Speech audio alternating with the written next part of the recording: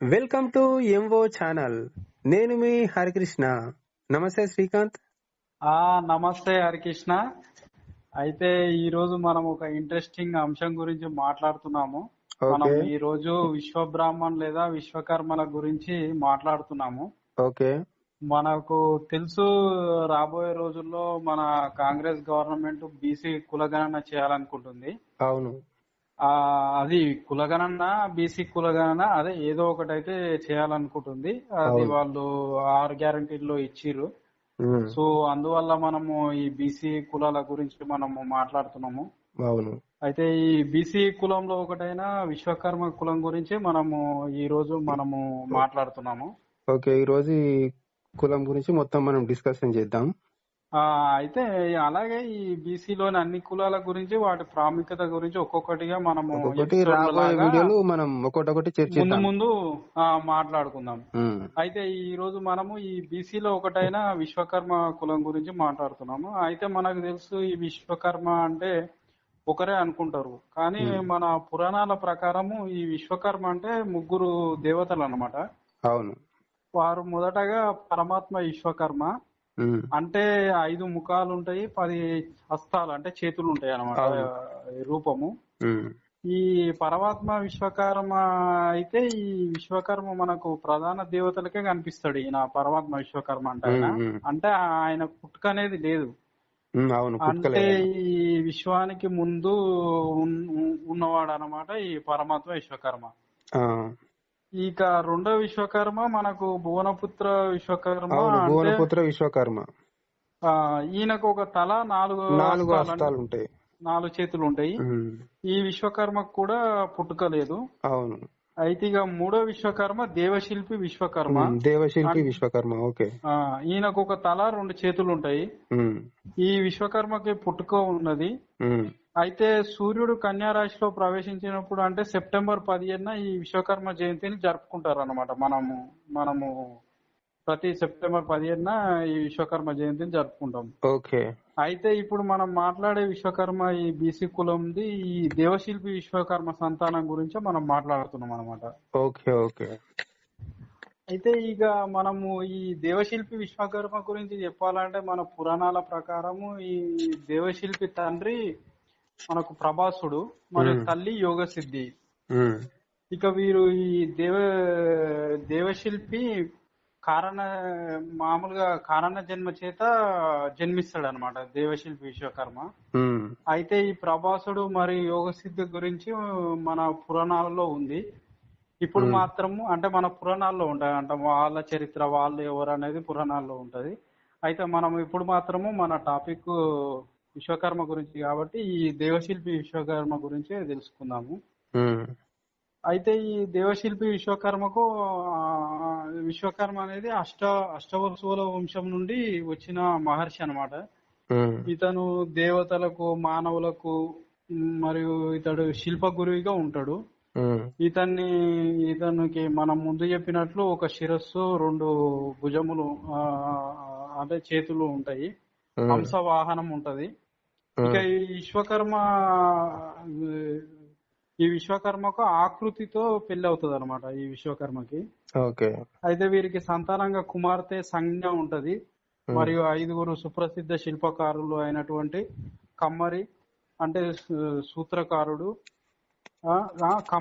సూత్రకారుడు అంటే వడ్రంగి, కాంసకారి అంటే కంచరి, సప్తపతి అంటే శిల్పి, స్వర్ణకారి అంటే హౌసులోళ్ళు, అదే గోల్డ్ స్మిత్ అంటారు కదా, వీళ్ళు జన్మిస్తారు అన్నమాట. అయితే ఇక్కడ కూతురు సంజ్ఞ గురించి చెప్పాలంటే ఈమె సూర్యుని భార్య. అయితే తన కూతురు సూర్యుని శక్తిని తట్టుకోదనమాట. అంటే సూర్యుడు అనేది బాగా మండుతుంటాడు కదా.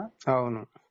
అయితే అప్పుడు సూర్యుడిని సానబెడతాడు అనమాట ఈ దేవశిల్పి విశ్వకర్మ. అంటే సానబెట్టడం అంటే ఒక రకమైన ఒక రకంగా మనకు అనువుగా మలుచుకోవడం అనమాట. అంటే అతన్ని సానబెట్టడం వల్ల ఏంటంటే ఆయన వేడిని కొద్దిగా తగ్గించినట్టు అనమాట, తగ్గిస్తాడు. అదే వేడిని తగ్గిస్తాడు. అయితే ఈ సానబెట్టే సమయంలో వచ్చిన పొట్టు ఉంటది కదా, సూర్యుడి నుండి పొట్టు వస్తుంది అనమాట. ఆ పొట్టుతోటే ఈ సుదర్శన చక్రం తయారైతుంది. ఇక ఈ సుదర్శన చక్రమే మన విష్ణుమూర్తికి విష్ణుమూర్తికి ఆయుధం అది. ఆయుధం అయ్యింది అని మన పురాణాల్లో ఉంది. ఇక మనం టాపిక్ లో పోదాము. ఇక ఈ కుమారులైనటువంటి కమ్మరి, వడ్రంగి, కంచరి, శిల్పి, స్వర్ణకారులు ఇప్పుడు మన బీసీ కులంలో ఒక కులంగా ఉన్నారు. వీరి గురించే మనం మాట్లాడుతున్నాము. ఓకే. అయితే ఇంకా కొద్దిగా మన పురాణాల ప్రకారము ఈ విశ్వకర్మలు ఎన్నో పట్టణాలు నిర్మించారు అనమాట.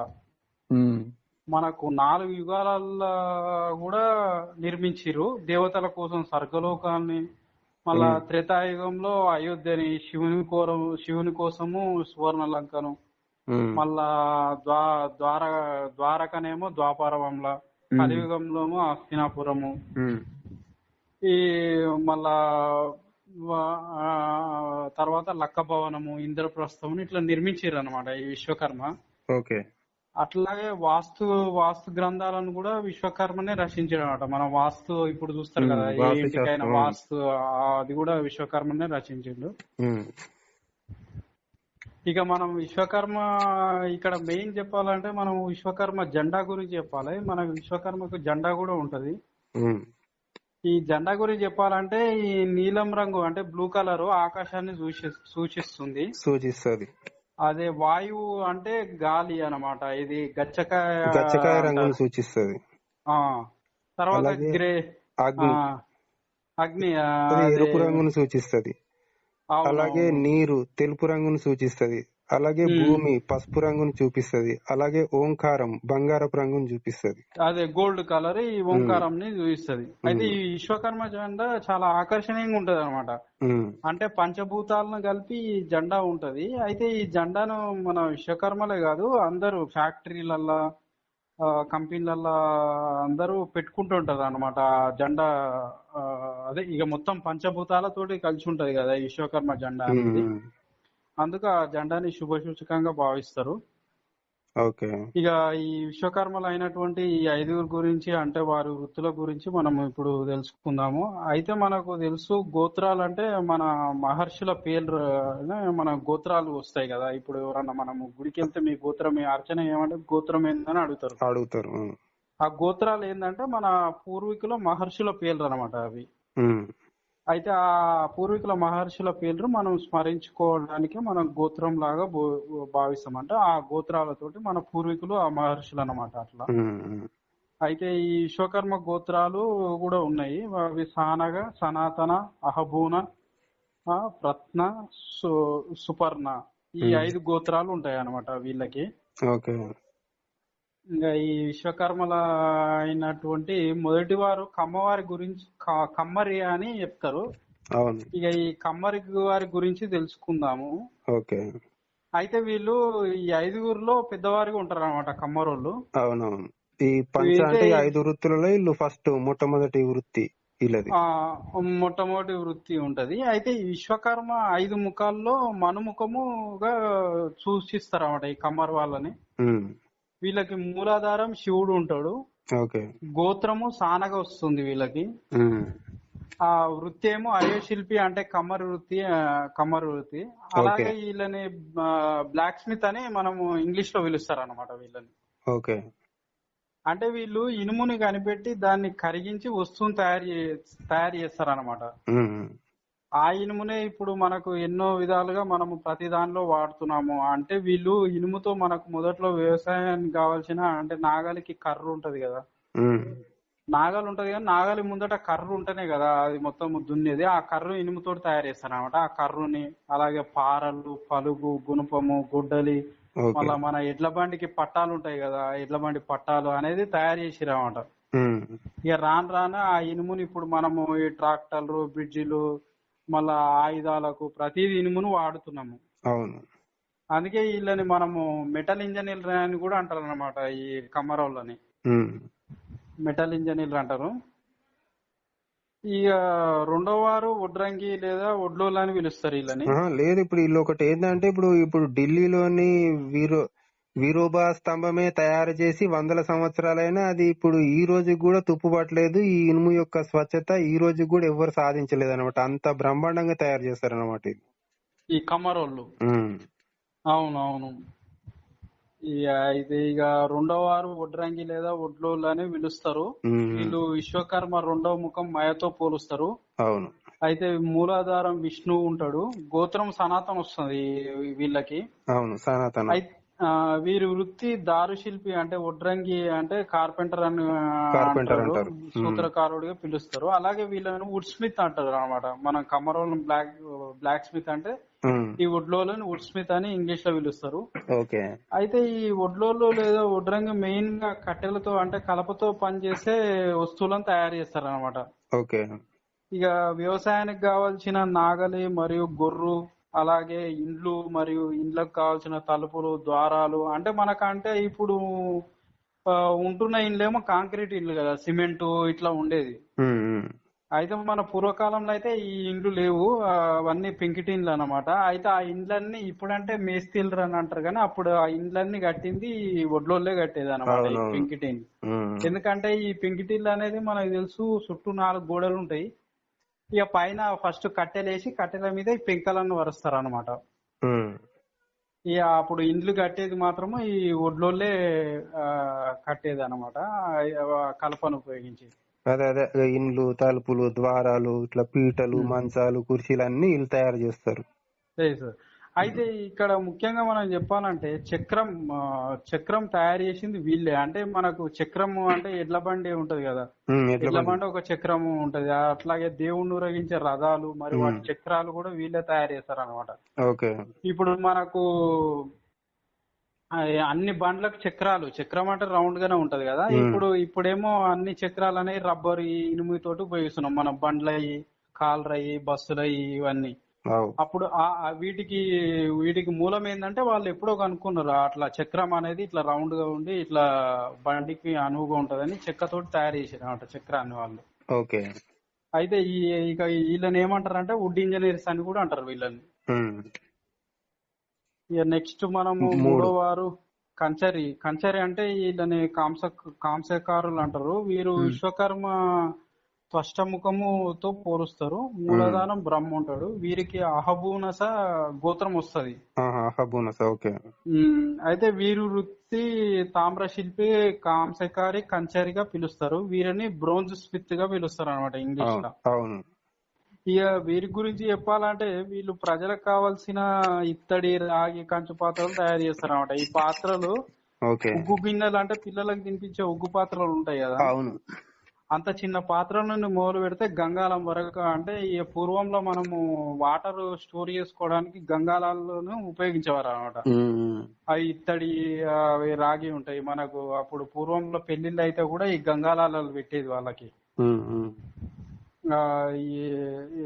అట్లాంటి పాత్రలు, అట్లా కూర గిన్నెలు, ఇక మన అన్ని ఇంట్లోకి కావాల్సిన గిన్నెలన్నీ వీళ్ళే తయారు చేస్తారు. అన్ని వీళ్ళు మళ్ళీ దేవాలయాల్లో పంచలోహ విగ్రహాలు మొదలైనవన్నీ కూడా వీళ్ళు తయారు చేస్తారు అనమాట. అవును, ఈ దేవాలయాలకు పంచలోహ విగ్రహాలు. అయితే ఈ మెటల్ వస్తువుల తోటి అన్ని మెటల్ కి సంబంధించిన అన్ని తయారు చేస్తారు కాబట్టి వీళ్ళని మెటల్ ఇంజనీర్ అంటారు అన్నమాట వీళ్ళని. అవును, మెటల్ ఇంజనీర్ అంటారు. ఇప్పుడు అంటే మనం ప్లాస్టిక్ వాడుతున్నాం కానీ అప్పుడు అన్ని లోహాలతోనే చేసేవారు అనమాట. మనకు బాటిల్స్ గానీ అవన్నీ ఏమున్నా గానీ లోహాలతోటే వాడుకునేది. అవి ఆరోగ్యానికి మంచిగా ఉండేది. కానీ మూలం అయితే వాళ్ళు తయారు చేసింది అనమాట గిన్నెలని, వాటిని. ఇప్పుడు మనం ప్లాస్టిక్, స్టీలు, రాతండి, ఇట్లా ఇప్పుడు అన్ని మిషన్ల మీద వస్తున్నాయి ఇవి. ఇక ఐదో వారు శిల్పి లేదా శిల్పకారుడు గురించి తెలుసుకున్నాము. ఇక ఈ శిల్పిని విశ్వకర్మ ముఖము మనకు దైవస్సుతో పోలుస్తారు. అదే మూలాధారం ఇంద్రుడు ఉంటాడు. వీరికి ప్రత్నాస గోత్రం వస్తుంది. వీరి వృత్తి శిలాశిల్పి లేదా స్థపతి, అంటే శిల్పిగా చెప్తారు అనమాట. స్థపతి అంటే శిల్పి అని అంటారు. వీళ్ళనేమో స్టోన్ స్మిత్ అంటారు అనమాట ఇంగ్లీష్. ఇక ఈ శిల్పి గురించి చెప్పాలంటే అప్పుడు మనకుండే శిలలపై శిల్పాలు చెక్కినారు మనవాళ్ళు అనే పాట ఉంటది కదా, ఆ పాట మనకు గుర్తుండే ఉంటది. అయితే ఆ పాటలో ఆ శిలలపై శిల్పాలు చెక్కింది ఈ శిల్పులే అనమాట. ఓకే. అయితే ఈనాడు మన భారతదేశంలో ఏ దేవాలయాలైనా అంటే గుడులైనా అలాగే రాజ నిర్మాలైన మహా అద్భుత కట్టడాలైన అజంతా ఎల్లోరా గుహలు, కోటలు, మహల్లు, చెరువులు, తర్వాత ఏకశిలం రథాలు ఇలా అన్ని చేసింది ఈ శిల్పులే అన్నమాట. ఓకే. అందుకే వీరిని స్థపతులు అంటారు అనమాట. అంటే మనకు ఈ మధ్య కాలంలో యాయర్గుట్ట అంత అందంగా వచ్చేటట్టు చేసింది ఈ స్థపతుల వల్లనే అయ్యింది అనమాట. అంటే అంత టెక్నాలజీ ఉంటది వీళ్ళ దగ్గర. ఇక వీరు చేసినవి ఇంకా చెప్పాలంటే హంపి, 1000 స్తంభాల గుడి, రామప్ప, అనంత పద్మస్వామి ఆలయము, మహాబలిపురము, హైదరాబాద్ లోని బుద్ధుని విగ్రహము, ఇలా చెప్పుకుంటూ పోతే మొత్తం భారతదేశాన్ని అందంగా తీర్చిదిద్దిరు అనమాట వీళ్ళు స్థపతులు అనమాట. ఓకే. ఇక ఈ ఆఖరి వారు 6వ వారు స్వర్ణకారు గురించి చెప్పాలంటే వీళ్ళది విశ్వకర్మ ముఖము విశ్వజ్ఞతో పోలుస్తారు. మూలాధారం సూర్యుడు ఉంటాడు. అయితే వీరికి సుపర్ణస గోత్రం వస్తది. వీరి స్వర్ణశిల్పి స్వర్ణకారుగా చెప్తారు. వీళ్ళని గోల్డ్ స్మిత్ అంటారు అనమాట ఇంగ్లీష్ లో. ఇక ఈ స్వర్ణకారుడు అంటే ముడి బంగారాన్ని సేకరించి దాని నుండి ఆభరణాలు చేస్తారు అనమాట. అంటే దేవునికి ఇచ్చే ఆభరణాల దగ్గర నుండి ప్రజలకు కావాల్సిన ఆభరణాలు చేస్తారు. ఇప్పుడు మనకు తెలుసు బంగారంకి ఎంత డిమాండ్ ఉందో. అవును, బంగారం, వెండి అన్ని ఆభరణాలు చేస్తారు. అన్ని ఆభరణాలు చేస్తారు. ఇది అంటే ఈ బంగారం రాబోయే రోజులలో 2 లక్షలకు తులం కూడా అవకాశం ఉంది నెక్స్ట్ 10 years. ఇక వీరి కళా నైపుణ్యంతో ఈ బంగారు ఆభరణాలు వేసుకున్న వారికి గౌరవము, అందం వచ్చేలాగా చేస్తారనమాట. అంటే ఆ ఆభరణాలు ధరించడం వల్ల వాళ్ళకి ఒక గౌరవము. ఇప్పుడు అమ్మాయిలు ధరిస్తే వాళ్ళకు మంచి అందం వచ్చేటట్టు అంత బాగా చేస్తారనమాట వీళ్ళ ఆభరణాలని. ఇప్పుడు పుట్టినప్పుడు నుండి చెవుల కమ్మల నుండి స్టార్ట్ అవుతుంది కదా బంగారం ఉపయోగపడేది. ఇక పెళ్లికి పుస్తలు చేసేంత వరకు మనకు బంగారం తోటే పని ఉంటది. అదంతా వీరే చేస్తారు. అట్లాగే వీళ్ళు నెక్లెస్ లో మళ్ళా పెద్ద పెద్ద డిజైన్లు తయారు చేస్తారు అనమాట. అయితే వీళ్ళకు బంగారం ఉన్నంత వరకు వీరి నైపుణ్యానికి అయితే మనకు తిరుగులేదనే చెప్పాలా. ఓకే. ఇక ఈ విధంగా ఈ 5 విశ్వకర్మ గురించి మనము చెప్పొచ్చు. అయితే ఈ ముఖ్యంగా ఈ విశ్వకర్మ గురించి చెప్పాలంటే మనకు తెల్లారంగానే విశ్వకర్మల ఇళ్ళ ముందే జనాలు ఉంటారు అనమాట మనకు ఊళ్ళల్లో. అప్పుడు అంటే వ్యవసాయం కావాల్సిన పని పొద్దున్నే అన్ని ఈ విశ్వకర్మల ఇళ్ళ ముందే ఉండేది అప్పుడు. అంటే ఇక ఈ విశ్వకర్మలతోటి అందరితోటి అట్లా అనుబంధం ఉంటది. అయితే ఇక ఈ విశ్వకర్మల్లో ప్రముఖులు చాలా మందే ఉన్నారు మనము. అయితే మనకు మెయిన్ గా అయితే మనకు శ్రీ పోతులూరి వీరబ్రహ్మేంద్ర స్వామి గారు అంటే బ్రహ్మం గారు అయితే విశ్వకర్మ కులంలోనే జన్మించిండు. అవును. అలాగే తమిళనాడులో ఫస్ట్ సూపర్ స్టార్ ఎంకేటి అంటారు అనమాట. అంటే ఎంజేఆర్ కంటే ముందు ఎంకేటి అని ఉండేది అనమాట ఫస్ట్ సూపర్ స్టార్. ఆయన పేరు ఎంకే త్యాగరాజ్ భగతర్. ఆయన కూడా విశ్వకర్మలో జన్మించిండు. అలాగే మనకు తెలుగులో బ్రహ్మానందము, అలాగే ఉదిత్ నారాయణ బీహార్ వాళ్ళు, అలాగే పంజాబ్ లో హర్భజన్ సింగ్, ప్రీతి జింటా ఇట్లా ఉన్నారు అనమాట విశ్వకర్మల జన్మించి. ఇక ముఖ్యంగా అయితే మన శ్రీకాంతాచారి తెలంగాణ ముద్దుబిడ్డ అమరుడు ఆయన విశ్వకర్మలనే జన్మించిండు. అలాగే ప్రొఫెసర్ జయశంకర్ సార్ కూడా విశ్వకర్మలనే జన్మించిండు. ఇలా మనం విశ్వకర్మల ప్రముఖుల గురించి చెప్పొచ్చు. అంటే మనం ప్రముఖుల గురించి అంటే కొద్ది ఇన్ఫర్మేషన్ కోసమే చెప్తున్నాం. మనకు అందరూ ప్రముఖులే. అట్లా ఈ విధంగా అయితే మనము ఈ విశ్వకర్మల గురించి చెప్పొచ్చు అనమాట. అయితే ఇక్కడ కులం అనేది మనకు ముఖ్యం కాదు, మన అందరం మనుషులమే. మనం ఏంటంటే ఒక ఇన్ఫర్మేషన్ కోసమే ఈ బీసీ కులం గురించి చెప్తున్నాము. సో మనము నెక్స్ట్ ఎపిసోడ్ లో అయితే మరొక బీసీ కులం గురించి మాట్లాడుకున్నాము. మరి చూస్తూనే ఉండండి ఎంఓ channel. Please like, share and subscribe. Thank you so much. Okay.